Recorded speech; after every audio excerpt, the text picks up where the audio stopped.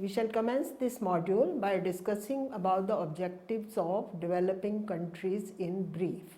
The ultimate objective of all developing countries is to achieve the highest level of economic growth. These economies possess enough natural and manpower resources, but these have remained underutilized. The real rate of growth has remained below the targeted rate due to the shortage of capital and other resources. There is no doubt that markets do act in a way that they tend to discourage competition and thus bring about efficiency in the system.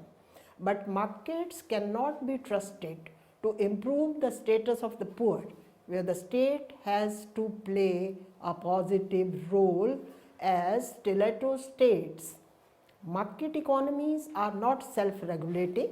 They cannot simply be left on autopilot, especially if one wants to ensure that the benefits are shared widely. The state therefore has to play the roles of producer, regulator and supplier of social goods like education, health, drinking water, etc. The state is equipped with different policies to perform the functions. Here we shall limit ourselves to the role of only monetary and fiscal policy in the process of development. After studying this model, you shall be able to understand the role of monetary policy in economic development. B. Know about the role of fiscal policy in economic development. C. Learn about the instruments of monetary and fiscal policy. Let's first understand the role of monetary policy. Monetary policy generally refers to those policy measures of the central bank which are adopted to control and regulate the supply of money and the cost and availability of credit in a country. According to Harry G. Johnson, the monetary policy refers to a regulatory policy whereby the central bank maintains the control over the supply of money. The role of monetary policy is not limited to control the supply of money. As in growing economy, the monetary authority has to moderate the credit and money supply in such a way that the requirements of industry and trade are met, but there is a curb on the use of credit for unproductive and speculative motives. Thus, according to Paul Enzi, the ideal monetary policy is defined as the effort to reduce to a minimum the disadvantages resulting from the existence and the operation of monetary system. We shall here examine the basic objectives, instruments, efficacy and limitations of monetary policy. Objectives. Following are the main objectives of monetary policy. A. The exchange rate stability. Since all the economies of the world are open economies who have trade relations with each other, exchange rate stability is required to maintain stability in the balance of payment. Monetary policy seeks to regulate exchange rate in a manner that can improve exports and can generate surplus in the balance of trade. B. Full employment. Full employment is a situation wherein all those who are able and willing to work at the prevailing rates of wages get employment. To achieve it, the level of demand and output should increase. For this, there is a need for lower rate of interest which will make credit cheaper. It will reduce the cost of production, which will increase both the level of output and the level of demand. This in turn will increase the level of employment. In order to maintain this level of employment during the period of depression, monetary policy must adjust accordingly and effort should be made to maintain stability between savings and investment. C. Economic growth. Another equally important objective of monetary policy is economic growth. While in developed countries, the main objective of the policy is to maintain the full employment level, in underdeveloped countries, the major problem is to raise the level of real income per capita. The low income levels in these economies are due to the low rate of capital formation, due to which these economies fail to utilize their natural and human resources, keeping their production capacity low. Monetary policy here can play a crucial role in promoting investment and accelerating the rate of capital formation, as well as discouraging investment in less useful activities. D. Price stability. Another objective for which monetary policy has been used in most of the developing economies is to attain internal price stability. Price stability here means the elimination of wide fluctuations in prices, which can not only disrupt the smooth working but can also lead to insecurity and social injustice. While inflation creates hardships to fixed income groups and consumers, deflation is disastrous for both entrepreneurs and labor. Monetary policy seeks to eradicate both these trends in the system. Since the effects of price instability are always cumulative, the monetary policy in the developing countries should help in maintaining price stability over a long period. E. Reduction in economic inequality. In most of the capitalist and mixed economies, there is a widespread inequalities in the distribution of wealth and income, which divides the society into two classes. One of the objectives of monetary policy is to work as an instrument in achieving equitable distribution of both income and wealth. The basic instruments which are used by monetary authorities are: A. Bank rate. It refers to a rate of discount at which the central bank rediscounts the approved bills of exchange, or it is the rate payable by commercial banks on the loans of the central bank. Bank rate and other rates of interest are interrelated. A change in bank rate brings about a corresponding changes in the rate of interest. Bank rate policy affects the flow of credit by influencing A. the demand for credit, B. the cost of credit, and C. the availability of credit. An increase in bank rate will result in contraction in demand and increase in cost and a smaller supply of bank credit, as it is a signal for credit squeeze.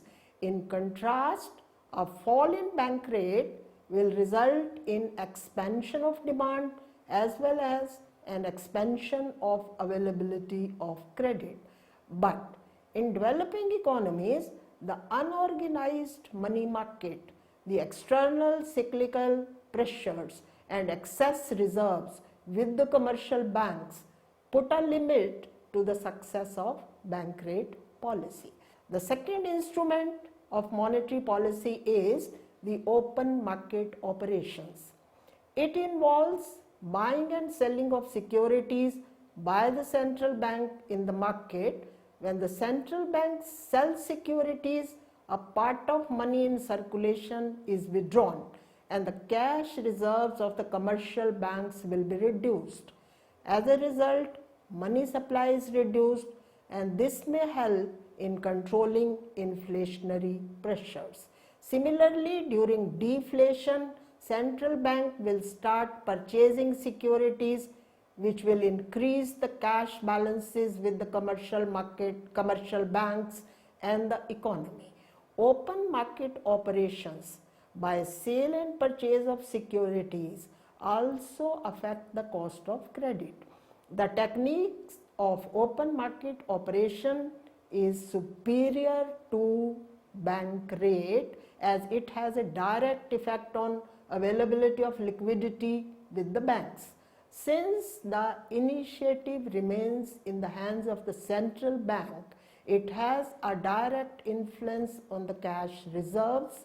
In many of the developing economies where the security market is not well developed, the open market operations may have limited effects as any large scale sale of securities may lower their prices and may disturb the borrowing of the economy and the government. Therefore, many monetary economists assert that bank rate policy and open market operations should be used as a complementary measure in the field of monetary management. Another instrument of monetary policy is the variable reserve ratios. The commercial banks are required by law to keep a ratio of their aggregate demand and time deposits with the central bank. This technique can also be used for combating inflationary pressures. The monetary authority has the right to change this ratio. Although a high CRR adversely affects the profitability of commercial banks. In the Indian system, it was as high as 15% in 1990-91, from where it has been continuously reduced to 4% recently. Similarly, all commercial banks are legally bound to keep a part of their deposit in the liquid form, which is known as statutory liquidity ratio. The monetary authority has the power to determine SLR for the commercial banks so as to ease inflationary pressures as well as making large resources available to the state. Another instrument of monetary policy is repo rate and reverse repo rate.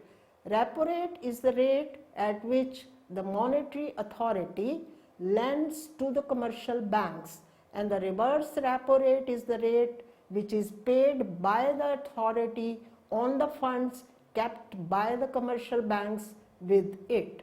Thus, by repo rate, the monetary authority injects liquidity into the system, and by reverse repo rate, it absorbs the liquidity from the system. The Indian Monetary Authority, that is RBI, has stopped using bank rate and has decided to shift to a single policy rate regime of repo rate, and the reverse repo rate is pegged at 1% below the repo rate.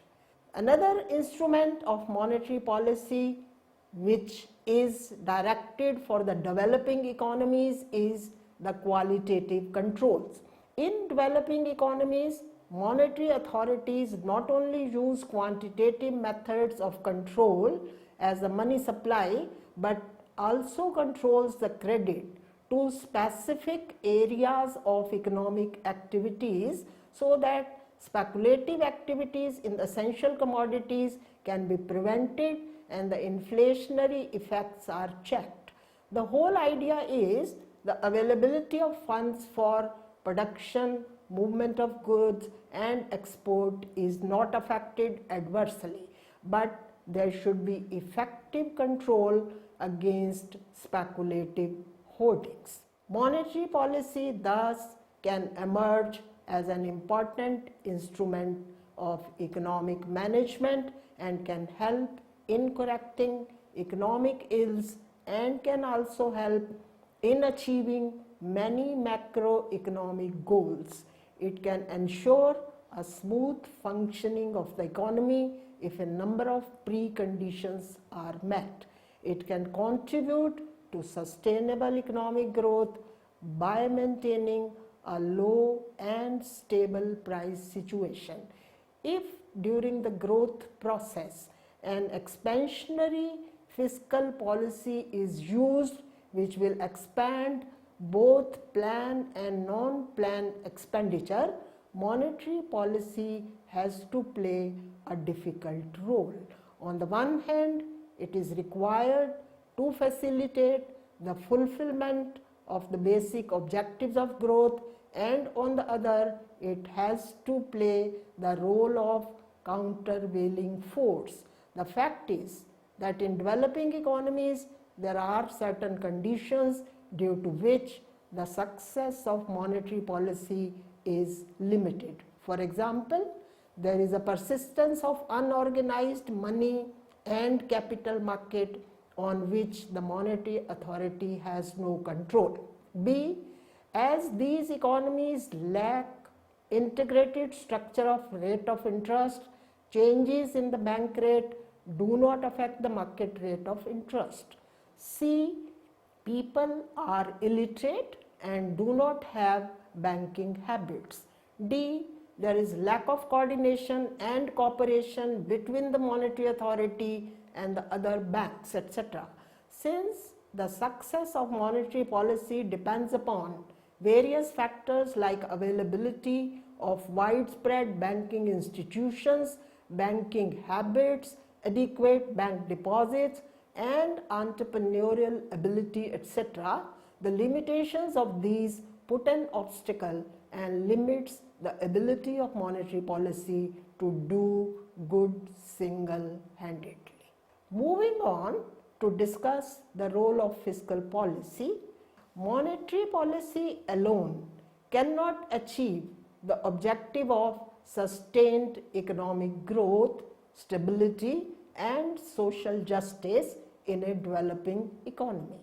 Therefore, it is necessary that the monetary policy be supplemented by an effective fiscal policy, and both monetary and fiscal policies taken together can prove to be very effective in achieving the objectives of growth with stability. Fiscal policy refers to the policy of the government as regards taxation, public expenditure, and public borrowings with specific objectives in view. According to Arthur Smithies, fiscal policy is a policy under which the government uses its expenditure and revenue programs to produce desirable effects and avoid undesirable effects on national income, production, and employment. In fact, fiscal policy is a technique to attain and maintain full employment by manipulating and maintain full employment, public expenditure, and revenue in such a way as to keep equilibrium between effective demand and supply of goods and services at a particular time, thus making it a policy based on the principle of functional finance. Moving to the objectives of fiscal policy, the objectives of fiscal policy differ from economy to economy according to their level of economic development. While in developed economies, the role of fiscal policy is to stabilize the rate of growth and to maintain the level of full employment, in the developing economies, fiscal policy aims at accelerating the rate of capital formation, a change in the pattern of investment, maintaining sufficient supply of essential consumer goods on the one hand and capital goods on the other. It also aims at just an equitable distribution of national product. Sometimes these objectives come in conflict with each other, as the objective of high growth rate may come in conflict with the distributive objective. Similarly, equitable distribution may adversely affect the rate of saving, investment, and thus retard the rate of economic growth, but efforts should be made to achieve reconciliation between these conflicts.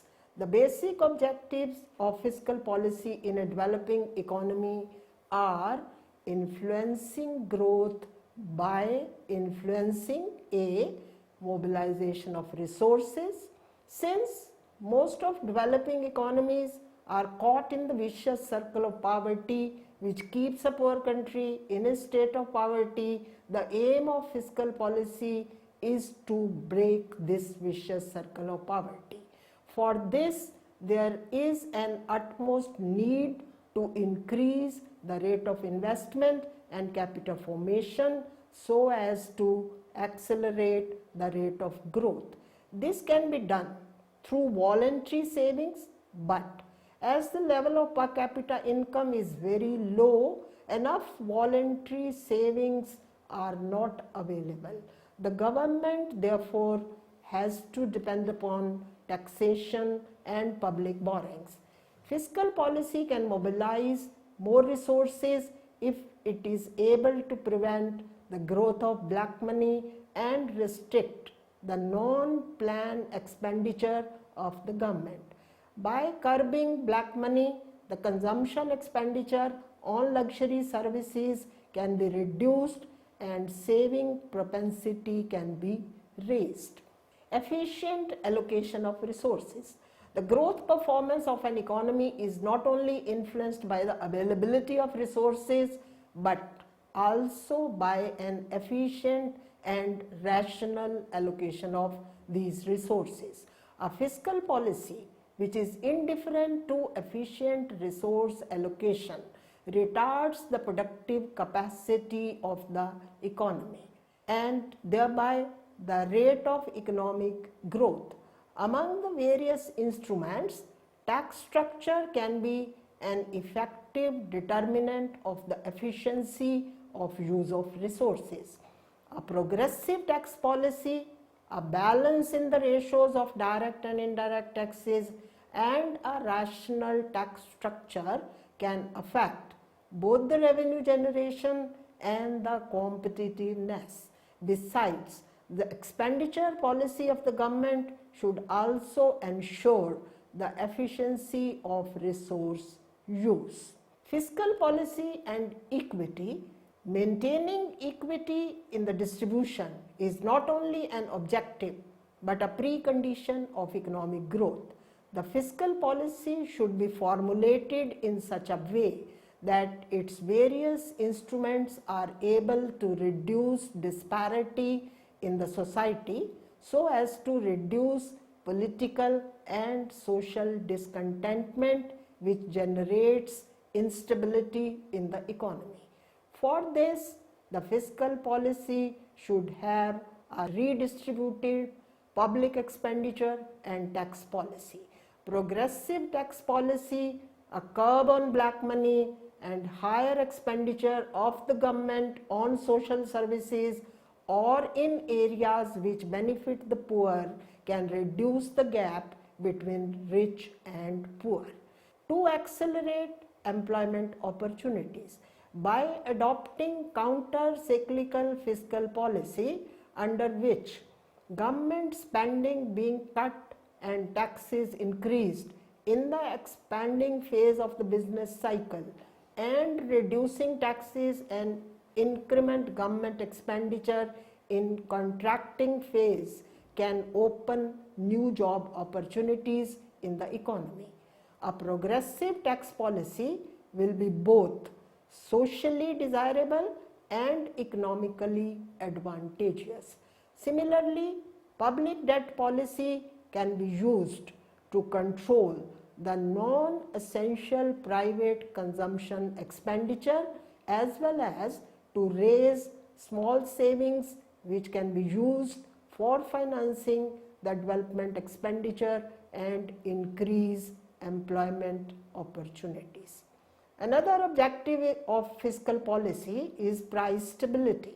Since developing economies face the problem of shortage of capital and the scope of taxation and public debt is limited, the government resorts to deficit financing. This increase in supply of money creates inflationary conditions in the economy. A continuous increase in prices raises the cost of development projects. The fiscal policy, therefore, should aim at curbing inflationary pressures which is inherent in the developing economies due to imbalance between demand and supply. For this, a package of fiscal measures can be adopted which may include the withdrawal of purchasing power through taxes, compulsory savings and public borrowings. Tax policy should be progressive so that it should not harm the poorer sections and should encourage voluntary savings.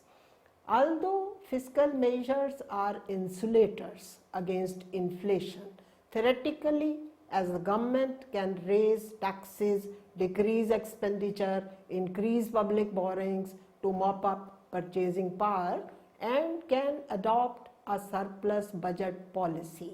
But practically, these measures have limited success as frequent changes in the fiscal measures are not possible. Fiscal policy works through four principal instruments: taxation policy, government expenditure policy, both on goods and services and on transfer payments, public debt policy and deficit financing. Taxation is the most significant measure of fiscal policy which directly affects people's disposable income and thereby the market demand. There are two types of taxes which can be used to moderate the pressure of demand. Theoretically, during inflation, the rates of direct taxes like income tax, expenditure tax should be increased or some new taxes should be levied so that less money is left in the hands of the people, which will reduce consumption expenditure and thereby the market demand. Indirect taxes, if increased, add to the cost and are thus passed on to the buyers in the form of increased prices. Therefore, indirect taxes are generally not increased during the inflationary situation as these will add to the inflation. Taxation policy may also affect the level of investment. A policy of tax reduction and tax concession gives incentive to investment and thereby helps in increasing output, income and employment and to faster growth of the economy. On the other hand, high tax rates may provide disincentive to investment and a fall in investment may lead to a fall in income and the aggregate demand. The second instrument is expenditure. Fiscal policy, by reducing public expenditure during inflation and by increasing government expenditure during depression, can help in maintaining stability in the economy. The problem with public expenditure policy is that it is the non-developmental expenditure which deteriorates the fiscal situation. The fiscal deficit, which indicates the total resource gap between government expenditure and the government revenue, is a matter of concern. To finance this deficit, if the government resorts to deficit financing, there is always an apprehension of a rise in prices. To reduce this deficit, the government can increase taxation and can reduce public expenditure. But in case of a rational tax structure, when tax rates cannot be raised, it is a reduction in public expenditure which should be used. While doing so, the government should not reduce the capital expenditure as a ratio of GDP, otherwise the infrastructure development and thus the overall growth process would be disrupted. Besides, there should be a check on direct subsidies and the interest payments which entail a large claim on public revenues. It should be managed properly. Next, we shall talk about the public debt. The market demand is also influenced by public debt policy. Public debt is of two kinds, internal and external debt. In order to meet the increasing requirements of expenditure, both central and state governments raise debts. The burden of public debt is not limited to the interest burden only. Much depends on how these funds are used. If a major part of the public debt is spent on unproductive activities, it becomes a deadweight loss to the economy. But if these funds are used on developmental activities, they raise the productive capacity of the economy. Public debt policy can be used to control the non-essential private consumption expenditure and to raise small savings for financing the development expenditure in these developing economies. The government can issue bonds with attractive rates of interest to encourage people to purchase these. But no developing economy can depend too much upon public debt policy for the development process, because debt policy will prove effective only when these funds are collected through the idle balances lying with the people. If the public borrowing results in the fall in current consumption expenditure or reduces investment in the private sector, it will not have desirable effects.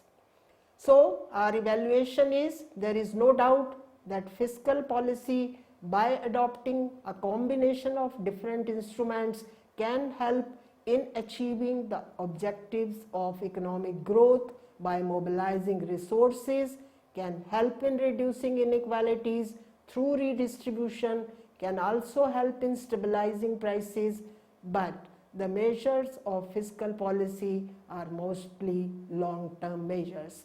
Besides, there are information lags, policy formation lags, and execution lags in the implementation of the policy.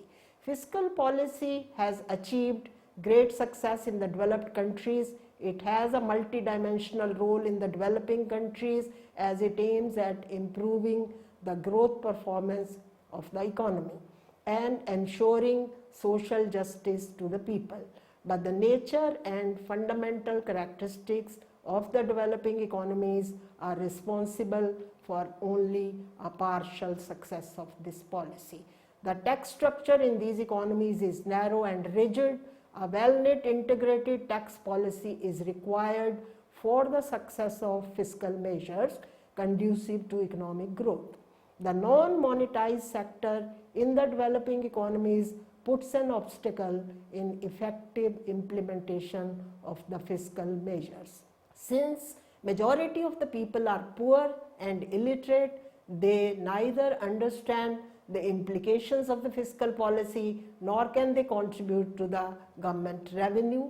Besides, there is a large-scale tax evasion due to which the government failed to collect the required amount from taxes. Besides, the administrative machinery is honestly and effectively incapable to execute fiscal policy. The developing economies even lack proper statistical information as regards savings, investment, employment, etc., which makes it difficult for the public authorities to formulate a rational and effective fiscal policy. The market imperfections, the bottlenecks, the shortages, and lack of entrepreneurial skills do not allow fiscal policy to work effectively. Let's now summarize what we have learned in this module. The ultimate aim of developing economies is to attain a high level of economic growth, and the main obstacle in the path are the paucity of capital, technical know-how, and certain social institutions. The state, equipped with monetary and fiscal policy, can keep an overall control on the economy, but one policy in the absence of the other cannot achieve the objectives of sustained growth, stability, and social justice. It is therefore essential that both monetary and fiscal policies should play a complementary role to each other to take the developing economies from a stage of primary backwardness to a stage of self-sustained growth.